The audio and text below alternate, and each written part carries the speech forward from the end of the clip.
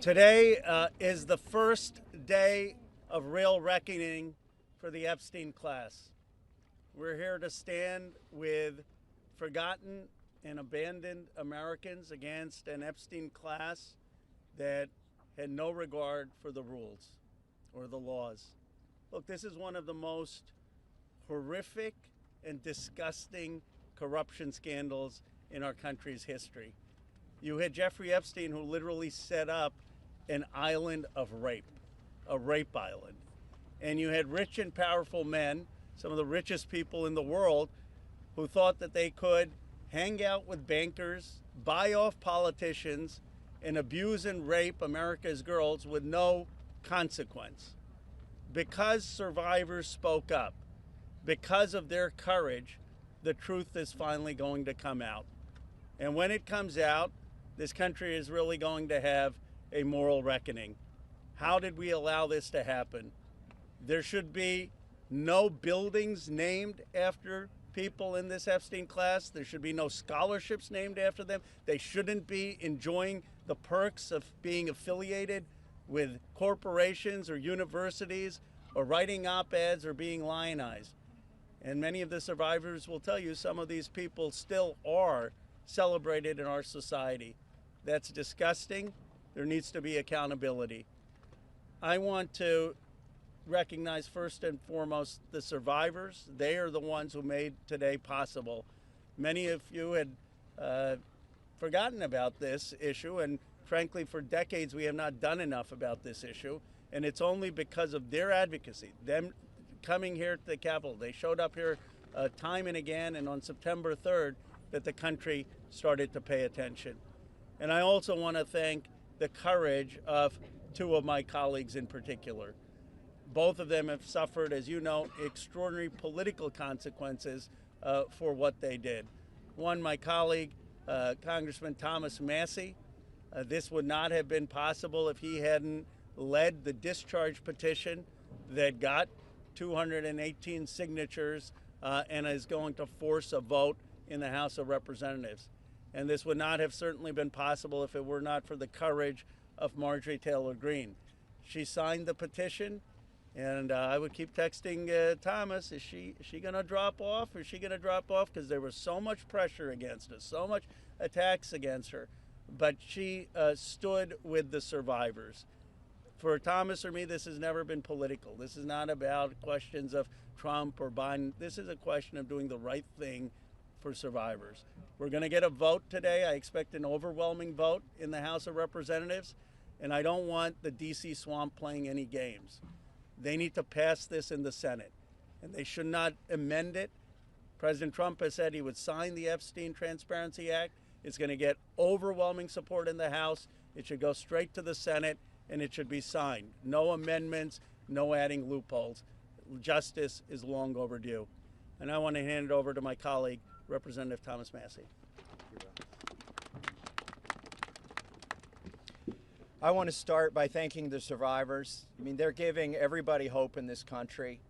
There are survivors of other sex crimes in this country wondering if they should come forward. They're clouded with shame and concerned that law enforcement will do nothing. And these survivors have stepped forth, taking that same risk, worried that they will be defamed themselves. They have been defamed for stepping forward, but we're going to get justice for them. That's going to happen today in the People's House. The founders set up our government with 3 branches and 2 branches of Congress. And I don't think it's any coincidence that this fight is being started and it's being won in the House of Representatives. I have people, other survivors of other sex crimes, who come to me and say, thank you. You give me hope. You give us hope. There is hope here. We fought the president, the attorney general, the FBI director, the Speaker of the House, and the vice president to get this win. But they're on our side today, though. So let's give them some credit as well. They are finally on the side of justice. And as Rose said, don't muck it up in the Senate. Don't get too cute. We're all paying attention. If you want to add some additional protections for these survivors, go for it. But if you do anything that prevents any disclosure, you are not for the people and you are not part of this effort. Do not muck it up in the Senate. So with that, I just want to say I am hopeful too. I didn't know that we would succeed when Roe and I started this effort. Most discharge petitions never make it, maybe only 4%. So we had long odds, but we had some brave women on the Republican side. My colleague Marjorie Taylor Greene is one of them who's here with us today. You cannot even imagine the consequences that they have suffered. My colleague Lauren Boebert and my colleague Nancy Mace, they stood so strong. They put their names on a document in here, and then they were pressured in ways that you cannot even imagine, and they stood strong. And that's why we're here today. And they didn't take us seriously over at the executive branch or in the Senate, because they always thought they could flip one of these women. They could convince them or cajole them or intimidate them into taking their names off of this petition. But they did not succeed. This is a victory for those women and women all over the country today, and I'm just glad to be a part of it. With that, I want to introduce my colleague, Marjorie Taylor Greene. Yes, Marjorie. Thank you, Thomas. Thank you, Ro. I woke up this morning and I turned to my weather app to check the temperature, and it was 32 degrees. And my first thought was, hell has froze over. I want to speak goodness and love and hope into the women standing behind me and all of the other survivors whose names you don't even know, but stand with these women. They are survivors, and they are strong, and they are courageous, and they are daughters of God. They are not victims.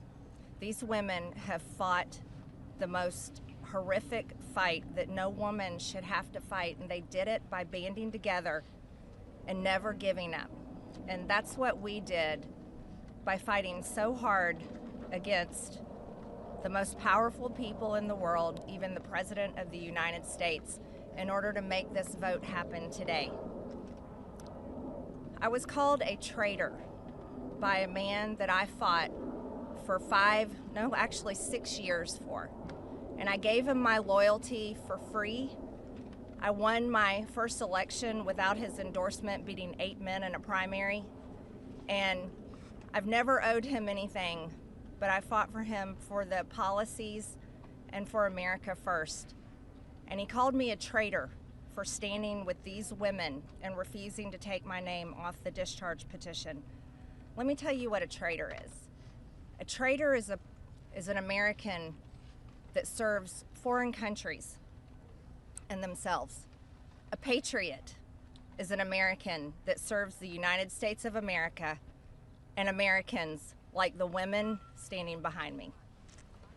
And I want to tell you that this only became possible today because the American people, whom we serve as representatives here in Congress, demanded that this vote happen, and they put more pressure on every single elected politician in this city than has ever been put on them.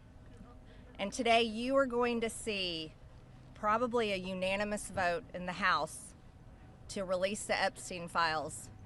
But the real fight will happen after that.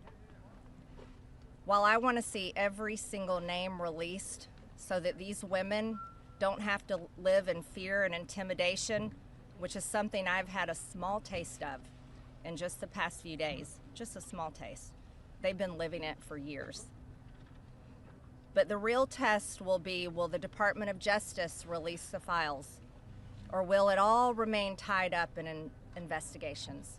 Will the CIA release the files? Will a judge in New York release the information? That's information that needs to come out. And will the list of names that these women privately hold, and they hold it because of their fear in their heart of what would happen to them if they release it on their own, will that list of names come out?